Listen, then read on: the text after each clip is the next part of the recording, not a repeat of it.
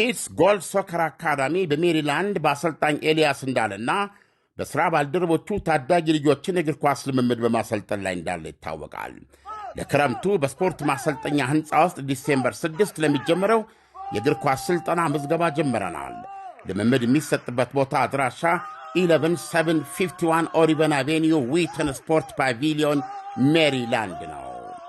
እንደዚሁም የእግር ኳስ ሥልጠና አድማሱን በማስፋት በካናዳ አሁን ደግሞ በዲኤምቪ ቨርጂኒያ ልምምድ የሚሰጥበት ቦታ ፌርፋክስ ኤንቶን ዘ ፊውቲሊቲ ቨርጂኒያ መከፈቱን ሲያበስር በታላቅ ደስታ ነው። ምዝገባው በመካሄድ ላይ ነው። በታዋቂው የቀድሞ የኢትዮጵያ ብሔራዊ ቡድን ተጫዋች ሌጀንዱ ተካበ ዘውዴና ከአገር ቤት ጀምሮ ሕፃናት ልጆችን በማሰልጠን ከሚታወቀው አሰልጣኝ ኤልያስ እንዳለ ጋር በመሆን ልምድ ያላቸው ወጣት አሰልጣኞችን ጨምሮ ልጆቻችሁን ለማሰልጠን ዝግጅታችንን ጨርሰናል።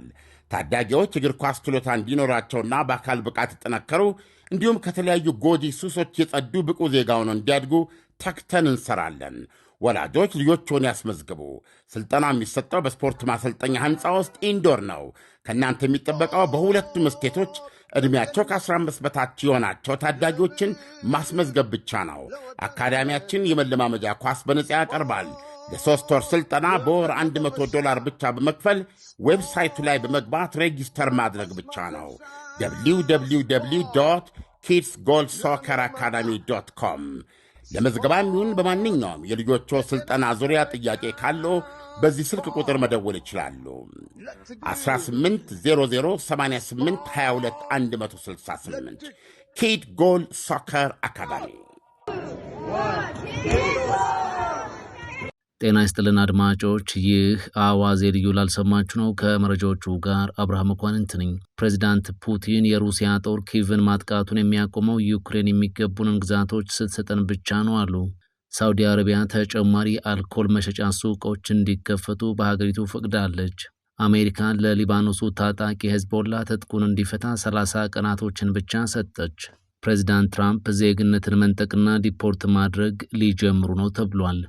በጊኒ ቢሳው ዋነኛ ተቃዋሚ የፖለቲካ ማህበር ፕሬዚዳንት ኡማሮ ኢማባሎ መንግስታቸውን ያስገለበጡት በሐሰት ነው ሲል ከሷል። ሁሉንም ጉዳዮች በዝርዝር እናስደምጣቸዋለን። አብራችሁን ቆዩ።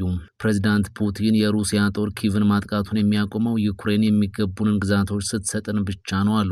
ዩክሬን ይህንን ለማድረግ ካልፈቀደች ግን ጦራችን በኃይሉ ግዛቶቹን ያስመልሳል ሲሉ ተናግረዋል። ፕሬዚዳንት ቭላዲሚር ፑቲን በዩክሬን ያለው ጦርነት የሚቆመው የኪቭ ወታደሮች ከሞስኮ ግዛት ሲወጡ ብቻ መሆኑን በመግለጽ በአቋማቸው መጽናታቸውን ገልጸዋል። ፑቲን ይህንን ያሉት ዋሽንግተን የዩክሬኑን ጦርነት ለማጠናቀቅ ባለ 28 ነጥብ የሰላም እቅድ አቅርባ ጥረት በማድረግ ባለችበት ወቅት ነው። ፕሬዚዳንት ፑቲን ሩሲያ ጦርነቱን የምታቆመው በዩክሬን በኩል አንድ ነገር ሲደረግ ነው ብለዋል። ፑቲን 4 ዓመት ሊደፍን የተቃረበውን የዩክሬኑን ጦርነት ሩሲያ የምታቆመው የዩክሬን ወታደሮች ከያዟቸውና በሩሲያ በኩል የይገባኛል ጥያቄ ከሚነሳባቸው ግዛቶች ለቀው ሲወጡ ብቻ እንደሆነም ተናግረዋል። ሩሲያ የይገባኛል ጥያቄ ከምታነሳባቸው ግዛቶች መካከል ዶኔትስክ፣ ዛፖሮዥያ፣ ሉሃንስክና ኬርሶን ይገኙበታል። እናም ፕሬዚዳንት ፑቲን ሩሲያ ጦርነቱን ከማቆሟ በፊት ዩክሬን እነዚህን ግዛቶች አሳልፋ እንድትሰጥ ነው የሚፈልጉት። ዩክሬን ደግሞ እንዲህ አይነቱን የሩሲያን ጥያቄ ሕጋዊ እውቅና ያላቸውን የግዛት አካሎችን መንጠቅ ነው በሚል አትቀበለውም። ፑቲን ደግሞ ይህ የማይሆን ከሆነ ጦርነቱ በንግግር የመቋጨት ነገር አይታሰብም ባይ ናቸው። በዚህ ወቅት 1/5 የሚሆነውን የዩክሬንን ግዛት ሩሲያ በኃይል ይዛም ትገኛለች። ሩሲያና ዩክሬንን ከግዛት መስጠቱ በተጨማሪ አላስማማቸው ያለው ጉዳይ ዩክሬን የደህንነት ዋስትና ከአውሮፓ እንድታገኝ የሚለውም ይገኝበታል። ዩክሬን ዳግም ሞስኮ እንዳትወራት ማስተማመኛም ከአውሮፓ ሀገራት እንዲሰጣት ትፈልጋለች። ባለ 28 ነጥቡ የሰላም እቅድ የሩሲያን ፍላጎት ብቻ የሚያስጠብቅ ነው የሚል ክስ ከቀረበበት በኋላ እሁድ ዕለት በጄኔቫ የአሜሪካና የዩክሬን ባለስልጣናት ተገናኝተው ማሻሻያዎች ተደርገዋልም ተብሏል። ዩናይትድ ስቴትስ አዲሱ ተሻሽሏል የተባለውን ረቂቅ ግን እስካሁን ይፋ አላደረገችውም። ፕሬዚዳንት ፑቲን አዲሱ የአሜሪካ የሰላም እቅድ እንደ ድርድር ማስጀመሪያ ሊያገለግል እንደሚችል ተናግረዋል። በቀጣይ ሳምንትም የዩናይትድ ስቴትሱ ልዩ መልእክተኛ ስቲቭ ዊትኮቭ በአዲሱ የሰላም እቅድ ዙሪያ ለመነጋገር ሞስኮ እንደሚገቡም ፑቲን ተናግረዋል። ሳውዲ አረቢያ ተጨማሪ አልኮል መሸጫ ሱቆች በሀገሪቱ እንዲከፈቱ ፈቀደች። ሳውዲ ላለፉት ከ70 ዓመታት በላይ ምንም አይነት የአልኮል መጠጦች እንዲሸጡ ሳትፈቅድ የዘለቀች ሀገር ናት። አሁን ግን የሳውዲ መንግስት በሀገሪቱ የአልኮል መጠጦች የሚገኙባቸውን አማራጮች በውስን ደረጃም ቢሆን ለማስፋፋት አስቧል። በሳውዲ የመጀመሪያው የአልኮል መጠጥ መሸጫ ሱቅ ሙስሊም ላልሆኑ ዲፕሎማቶች በሪያድ የተከፈተው ባለፈው ዓመት ነበር። አሁን ደግሞ ተጨማሪ 2 የአልኮል መሸጫ ሱቆች እንዲከፈቱ መፍቀዷ ተሰምቷል። እነዚህ በቅርቡ ይከፈታሉ የተባሉ ተጨማሪ የመጠጥ ቤቶች በጅዳና በዳህረን አካባቢ እንደሆነ ፈርስት ፖስት ዘግቧል። ልክ እንደ መጀመሪያው ሱቅ ሁሉ በአዲሶቹ የአልኮል ሱቆች ላይም ጥብቅ ቁጥጥር እንደሚደረግባቸው ተዘግቧል።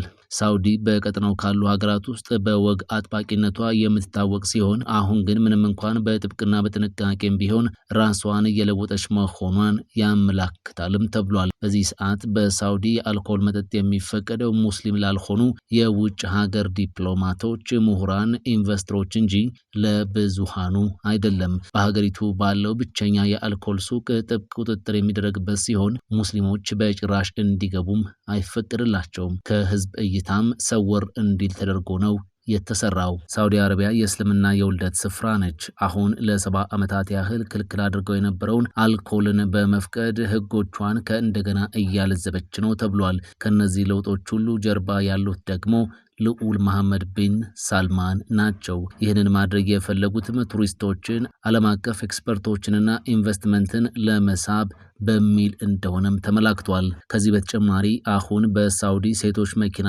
እንዲያሽከረክሩም ተፈቅዷል። የሙዚቃ ድግሶችም መለመድ ጀምረዋል። ሲኒማ ቤቶችም መከፈት መጀመራቸው ተመላክቷል። የሳውዲ እነዚህ እርምጃዎች ትልልቅ ዓለም አቀፍ ኢቨንቶችን ሀገሪቱ እንድታስተናግድ በር ከፍተዋልም ተብሏል። በ2030 ሳውዲ የ2030ውን ኤክስፖ የምታስተናግድ ሲሆን በ2034 ደግሞ የፊፋን ዓለም ዋንጫ ታስተናግዳለች። አንዳንዶች ይህንን የሳውዲን ውሳኔ ለኢኮኖሚ ጠቀሜታ የተደረገ ነው ሲሉ፣ ሌሎች ግን ባህልን የሚሸረሽር ነው በሚል ይቃወሙታል። የሳውዲ መሪዎች ሁለቱንም ተቃርኖች አስታርቆ ለመቀጠል ወስነዋልም ተብሏል። ሳውዲ ለሰፊው ሕዝብ አልኮልን ህጋዊ ለማድረግ ግን አልፈቀደችም። ሳውዲ በፍቃድ አልኮልን በመፍቀድ ሀገሪቱ ለቱሪስት ለቢዝነስና ለዓለም ክፍት መሆኗን ለማሳየት እየጣረች ነውም ተብሏል።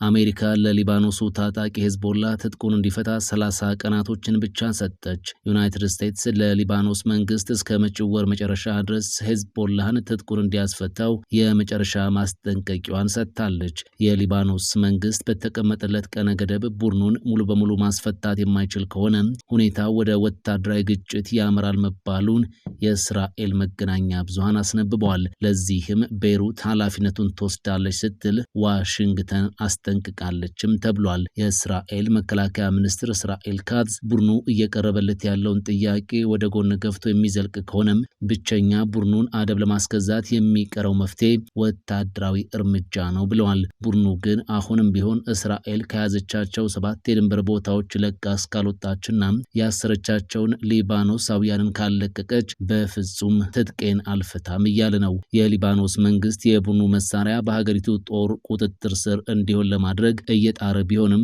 እስካሁን ግን ሊሳካለት አልቻለም። ፕሬዚዳንት ትራምፕ ዜግነትን መንጠቅና ዲፖርት ማድረግ ሊጀምሩ ነው ተባለ።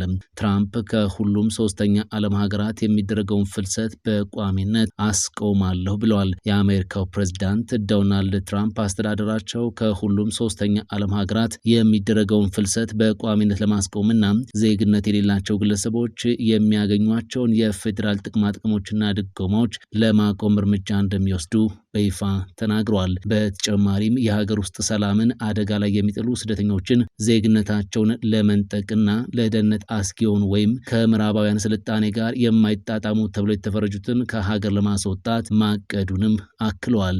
የአሜሪካው ፕሬዝዳንት ዶናልድ ትራምፕ ሐሙስ ዕለት እንዳሉት የአሜሪካን ስርዓት ሙሉ በሙሉ እንዲያገግም ለማድረግ አስተዳደራቸው ከሁሉም ሶስተኛ ዓለም ሀገራት የሚደረገውን ፍልሰት በቋሚነት ለማቆም ይሰራል። ትራምፕ በትሩዝ ሶሻል በማህበራዊ ሚዲያ መድረክ ላይ በተጨማሪም ዜግነት ለሌላቸው ግለሰቦች የሚሰጡትን ሁሉንም የፌዴራል ጥቅሞችና ድጎማዎች እንደሚያስቆሙ ተናግረው የሀገር ውስጥ ሰላምን የሚያናጉ ስደተኞችን ዜግነትን እንደሚያስነጥቅ እንዲሁም ህዝባዊ ሸክም ለደህንነት አደጋ ወይም ከምዕራባውያን ስልጣኔ ጋር የማይጣጣም ማንኛውንም የውጭ ዜጋ ከሀገር እንደሚያስወጣ አክለዋል። የትራምፕ አስተያየት የመጣው ሐሙስ ዕለት በዋይት ሀውስ አቅራቢያ በተፈጸመ ጥቃት በጥይት ተመቶ የሞተውን የብሔራዊ ዘብ አባል ተከትለው ሲሆን መርማሪዎች ጥቃቱን የፈጸመው የአፍጋን ዜጋ ነው ብለዋል።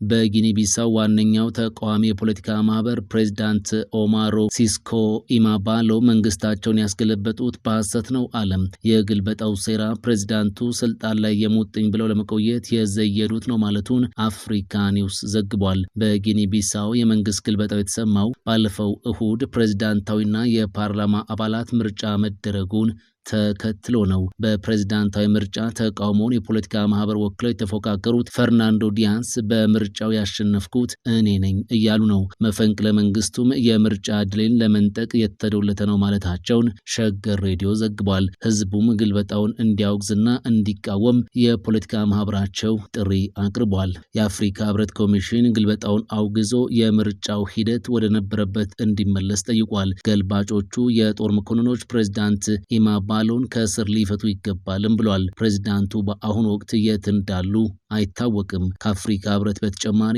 ጋናና ናይጄሪያም የጊኒ ቢሳኦን ግልበጣ አምርረው ማውገዛቸው ተዘግቧል። በሌላ በኩል የጊኒ ቢሳው ወታደራዊ የመንግስት ገልባጮች ጀነራል ሆሮታ ኤንታ የተባሉትን የጦር መኮንን በመሪነት ሰይሟል። የአገሪቱ የጦር መኮንኖች ከትላንት በስቲያ የፕሬዝዳንት ኡማሮ መንግስት መገልበጣቸውን አፍሪካ ኒውስ አስታውሷል። ገልባጮቹ የአንድ ዓመት የሽግግር ጊዜ ይኖራል ማለታቸውም ተመላክቷል። የግልበጣው መሪ የተደረጉት ጀነራል ኢንታም እስከ ግልበጣው ወቅት የሀገሪቱ ጦር ኢታማዦር ሹም እንደነበሩም ታውቋል። ቀደም ሲል በገልባጮቹ ተይዘው ታስሯል የተባሉት ኡማሮ ኢምባሎ የት እንደሚገኙ በትክክል እስካሁን አልታወቀም። በጊኒ ቢሳው ወታደራዊ መንግስት ግልበጣ የተደረገው ባለፈው እሁድ በአገሪቱ ፕሬዝዳንታዊና የፓርላማ አባሎች ምርጫም ከተከናወነ በኋላ ነው። በሀገሪቱ ዋነኛው የተቃዋሚዎች የፖለቲካ ማህበር ህዝቡ ግልበጣውን እንዲቃወምና እንዲያወግዝም ጥሪ ማቅረቡም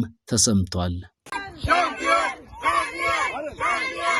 ኪድስ ጎል ሶከር አካዳሚ በሜሪላንድ በአሰልጣኝ ኤልያስ እንዳለና በሥራ ባልደረቦቹ ታዳጊ ልጆችን እግር ኳስ ልምምድ በማሰልጠን ላይ እንዳለ ይታወቃል። ለክረምቱ በስፖርት ማሰልጠኛ ሕንፃ ውስጥ ዲሴምበር 6 ለሚጀምረው የእግር ኳስ ሥልጠና ምዝገባ ጀምረናል። ልምምድ የሚሰጥበት ቦታ አድራሻ 11751 ኦሪቨን አቬኒዩ ዊተን ስፖርት ፓቪሊዮን ሜሪላንድ ነው። እንደዚሁም የእግር ኳስ ሥልጠና አድማሱን በማስፋት በካናዳ አሁን ደግሞ በዲኤምቪ ቨርጂኒያ ልምምድ የሚሰጥበት ቦታ ፌርፋክስ ኤንቶን ዘ ፊውቲሊቲ ቨርጂኒያ መከፈቱን ሲያበስር በታላቅ ደስታ ነው። ምዝገባው በመካሄድ ላይ ነው። በታዋቂው የቀድሞ የኢትዮጵያ ብሔራዊ ቡድን ተጫዋች ሌጀንዱ ተካበ ዘውዴና ከሀገር ቤት ጀምሮ ሕፃናት ልጆችን በማሰልጠን ከሚታወቀው አሰልጣኝ ኤልያስ እንዳለ ጋር በመሆን ልምድ ያላቸው ወጣት አሰልጣኞችን ጨምሮ ልጆቻችሁን ለማሰልጠን ዝግጅታችንን ጨርሰናል። ታዳጊዎች እግር ኳስ ችሎታ እንዲኖራቸውና በአካል ብቃት የተጠነከሩ እንዲሁም ከተለያዩ ጎጂ ሱሶች የጸዱ ብቁ ዜጋ ሆነው እንዲያድጉ ተግተን እንሰራለን። ወላጆች ልጆችዎን ያስመዝግቡ። ሥልጠና የሚሰጠው በስፖርት ማሰልጠኛ ሕንፃ ውስጥ ኢንዶር ነው። ከእናንተ የሚጠበቀው በሁለቱም ስቴቶች ዕድሜያቸው ከ15 በታች የሆናቸው ታዳጊዎችን ማስመዝገብ ብቻ ነው። አካዳሚያችን የመለማመጃ ኳስ በነጻ ያቀርባል። ለ3 ወር ሥልጠና በወር $100 ብቻ በመክፈል ዌብሳይቱ ላይ በመግባት ሬጂስተር ማድረግ ብቻ ነው። www kidsgoalsocceracademy.com ለመዝገባም ይሁን በማንኛውም የልጆቹ ሥልጠና ዙሪያ ጥያቄ ካለው በዚህ ስልክ ቁጥር መደወል ይችላሉ። 18008822 ኪድ ጎል ሶከር አካዳሚ። ፈጣን ያልተሰሙ መረጃዎችንና ትኩስ የኪነ ጥበብ ዜናዎችን ለማግኘት የቁም ነገር ሚዲያ የዩቲዩብ ቻናልን በመቀላቀል ቤተሰብ የሆኑ ቻናላችንን ሰብስክራይብ ያድርጉ። በቲክቶክም አለን። ቁም ነገር ሚዲያ ኦፊሻል ብለው ይከተሉን። እናመሰግናለን። ቁም ነገር ሚዲያ፣ ለቁም ነገር እንሰራለን።